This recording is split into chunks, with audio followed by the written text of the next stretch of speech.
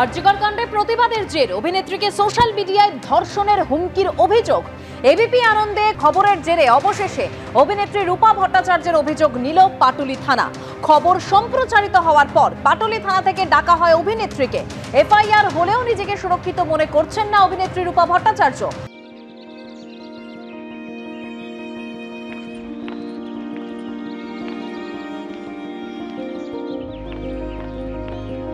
South suburban ডিভিশনের cyber সেলে লিখিত অভিযোগ করতে গেলেও তাকে ফিরিয়ে দেওয়ার অভিযোগ সামনে এসেছিল।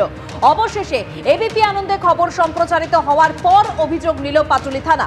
সরাসরি কথা বলবো, আমাদের প্রতিনিধি হিন্দল দে আমাদের সঙ্গে রয়েছেন। হিন্দল, আগে সাইবার সেলে অভিযোগ জানাতে গিয়েছিলেন, সেখান থেকে তাকে ফিরিয়ে দেওয়া হলো, অবশেষে খবর সম্প্রচারের পর এবার তাকে ডেকে নিয়ে গিয়ে অভিযোগ নিল পাটুলি থানা।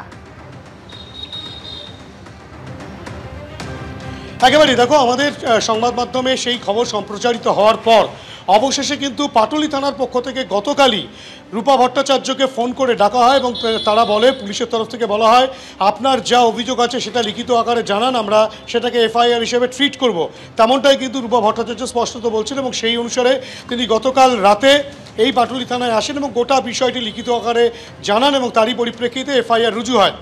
তোমাকে বলে রাখি, এই রূপা ভট্টাচার্য যিনি আরজিকর কাণ্ডের প্রতিবাদে রাস্তায় নেমেছিলেন, রাজ্জাঙ্গ কর্মসূচিতে অংশগ্রহণ করেছিলেন, এই যে গোটা প্রক্রিয়ায় তিনি কিন্তু প্রতিবাদে সামিল হয়েছিলেন এবং তিনি যেটা বলছেন, তিনি কোনো রকম কোনো অভিনেত্রী হিসেবে নয়, কোনো রাজনৈতিক কোনো সত্তা নিয়ে নয়, একজন নাগরিক হিসাবে তিনি রাস্তায় নেমেছিলেন এবং এই প্রতিবাদে সামিল হওয়ার দরুন তাকে কিন্তু সোশ্যাল মিডিয়ায় বিভিন্ন রকম আইডি থেকে তাকে কিন্তু রীতিমতো ধর্ষণের হুমকি দেওয়া হয়, এমনকি তার বাড়িতে এসেও ধর্ষণ করা হবে তেমন হুমকিও দেওয়া হয়। তিনি স্বাভাবিকভাবে আতঙ্কিত হয়ে পড়েন। তার যেটা স্পষ্টত অভিযোগ যে তিনি লালবাজারের সাইবার সেলকে গোটা বিষয়টি লিখিত আকারে ইমেল মারফত জানিয়েছিলেন, কিন্তু সাইবার সেলের তরফ থেকে, লালবাজার সাইবার সেলের তরফ থেকে কোনো রকম কোনো উত্তর তিনি পাননি। পরবর্তী ক্ষেত্রে তিনি মমতা বন্দ্যোপাধ্যায়কে, অর্থাৎ কিনা মুখ্যমন্ত্রীকে গোটা বিষয়টি জানান এবং তারপরেও সেখান থেকেও তেমন সদুত্তর তিনি পাননি।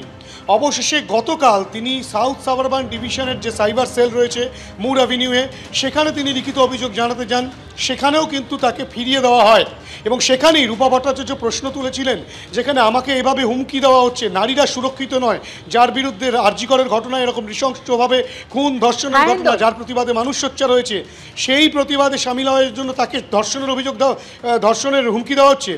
সেই অভিযোগ কিন্তু অবশেষে পাটুলি থানা নিল। অভিযুক্তদের বিরুদ্ধে কিন্তু পুলিশ তদন্ত প্রক্রিয়া শুরু করেছে, তেমনটাই পাটুলি থানার পুলিশ সূত্রে খবর এবং সাইবার সেলও জানিয়েছে রূপা ভট্টাচার্যকে যে সাইবার সেলও কিন্তু একই সমান্তরালভাবে তদন্ত প্রক্রিয়া শুরু করেছে। এখন অভিযুক্তরা ধরা পড়ে কিনা সেটাই কিন্তু এখন দেখার। ধন্যবাদ হিন্দল। আরজিকর কাণ্ডের প্রতিবাদে আগামী দিনেও পথে নামবেন জানালেন অভিনেত্রী রূপা ভট্টাচার্য। এবিপি আনন্দকে কি জানিয়েছেন তিনি, রাখবো আপনাদের সামনে। অবশেষে তো আপনি যেটা বলছিলেন যে আপনার এফআইআর নেওয়া হচ্ছে না, আপনার অভিযোগই শোনা হচ্ছে না, কি হলো এবং এখনো কি নিরাপদ আদৌ?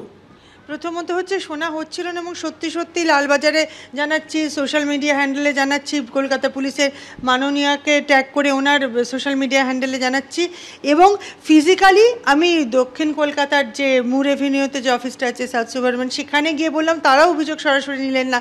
এই বিভিন্ন টালবাহানার মাঝখানে যখন এবিপি আনন্দ এবং অন্যান্য গণমাধ্যমে আমার বক্তব্য সরাসরি সম্প্রচার করা হলো এবং দর্শকদের কাছে পৌঁছে দেওয়া হলো, সেই বক্তব্য হয়তো ফাইনালি আপনাদের দৌলতে এবং অনেক ধন্যবাদ তার জন্য প্রশাসন অবধি পৌঁছলো। তারপরেই আমাকে সন্ধ্যাবেলা পাটুলি থানায় যেতে বলা হয় অভিযোগ দায়ের করার জন্য। হ্যাঁ, ফোন এসেছিল এবং তখন বলেন ওনাদের কাছে বিভিন্ন অভিযোগ সাইবার সেল তারা যোগাযোগ করেছেন, মানে তখন ওই প্রত্যেকটা কমপ্লেনই আর কি অ্যাক্টিভ হওয়া শুরু করে এবং কালকে আমি অভিযোগ করেছি এবং এফআইআর দায়ের করেছি। কিন্তু এফআইআর করা মানেই তো তার দোষীদের যত শাস্তি হচ্ছে তা নয়। আমরা অনেক ক্ষেত্রেই দেখি যে এফআইআর হয়ে যাচ্ছে, তারপরে তারা বেলে আসছে, তারা ঘুরে বেড়াচ্ছে এবং এই যে কথাটা লাগাতার হচ্ছে সিরিয়াল অফেন্ডার, এবং তারা এই হুমকিটা দিয়েছে পুলিশ আমাদের কিছু বলবে না, পুলিশকে পর্যন্ত চ্যালেঞ্জ করছে। তো সেটা তো অবশ্যই ভীষণ শঙ্কার কারণ, আতঙ্কের কারণ এবং যে থ্রেট কালচারের বিরুদ্ধে এত আন্দোলন হচ্ছে, ঘুরিয়ে ফিরে সেই থ্রেট কালচারটাই তো চলছে। এটার বিনাশ তো আমার মনে হয় দোষীদের যতক্ষণ না শাস্তি দেওয়া হচ্ছে এর তো বিনাশ করা সম্ভব না। এফআইআর হয়েছে ঠিকই, কিন্তু এখনো পর্যন্ত আপনি নিশ্চিন্তে নেই, নিরাপদ নয় মনে করছেন? এফআইআর জাস্ট এখন অবধি আমি দাখিল করেছি, তার কপি নিয়ে এসেছি। এবার তাদেরকে অ্যারেস্ট করা হয়েছে কিনা, তারা জামিন পাচ্ছেন কিনা, তাদের কোন ধারায় করা হয়েছে এবং তাদের ফাইনালি শাস্তিটা কি হচ্ছে, যতক্ষণ না পুরো জার্নিটা কমপ্লিট হচ্ছে, শুধু আমি নই, আমার সাথে সাথে আপনারা এবং সমস্ত দর্শকরাও এবং নাগরিকরা অপেক্ষা করে আছেন সত্যি সত্যি বিচারের ধারাটা কিভাবে যাচ্ছে, থ্রেট কালচারে অপরাধীদের শাস্তি হচ্ছে। এবং এরা তো সবাই পোটেনশিয়াল রেপিস্ট, যারা বারবার রেপ থ্রেট দেয় তাদেরকেও তো আমরা পোটেনশিয়াল রেপিস্টই বলবো। তাহলে কি ফাইনালি একটা রেপ হয়ে যাবে, তারপরে মিছিল বেরোবে, তারপরে প্রশাসন নড়ে চড়ে বসবে? আরও একটা জিনিস আমার মনে হয়, আমাদের কথা আপনাদের অবধি পৌঁছচ্ছে বলে প্রশাসন অবধি পৌঁছতে পারছি। এমন অনেক নাগরিক আছেন যাদের খবর হতো আপনাদের অবধি পৌঁছতে পারছে না। আমি সেখানেও এক্সপেক্ট করব প্রশাসন আরেকটু তৎপর হবেন, যাতে তাদের ক্ষেত্রেও এরকম কোনো অভিযোগ হলে সঙ্গে সঙ্গে তারা দ্রুততার সঙ্গে ব্যবস্থা নেন।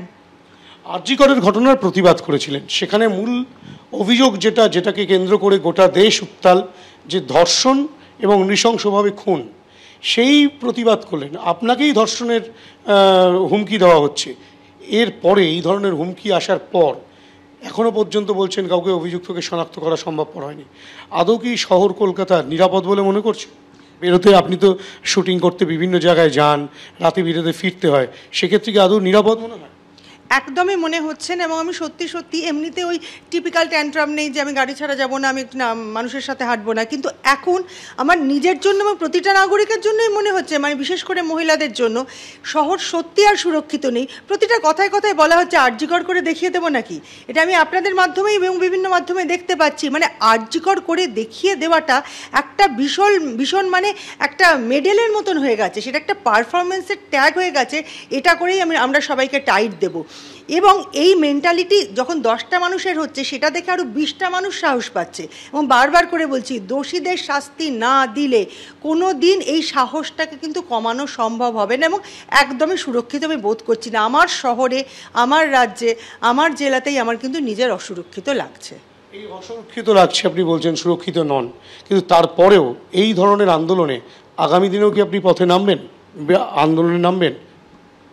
একদম নামবো, কারণ যারা অপরাধী তাদের এটাই লক্ষ্য থাকে মানুষ ভয় পেয়ে যাক এবং তারা সেই অপরাধের সেই সুযোগটা নেয়। কিন্তু মানুষ যত বেশি রুখে দাঁড়ায়, যেমন এই ঘটনাটা আমি রুখে দাঁড়িয়েছিলাম, তারা লাগাতার হুঁশিয়ারি দিচ্ছিল, রুখে দাঁড়িয়েছি, পাশে আপনারা এসেছেন, মানুষ পাশে আছে, প্রশাসন এবার কিছু একটা করার চেষ্টা করছে।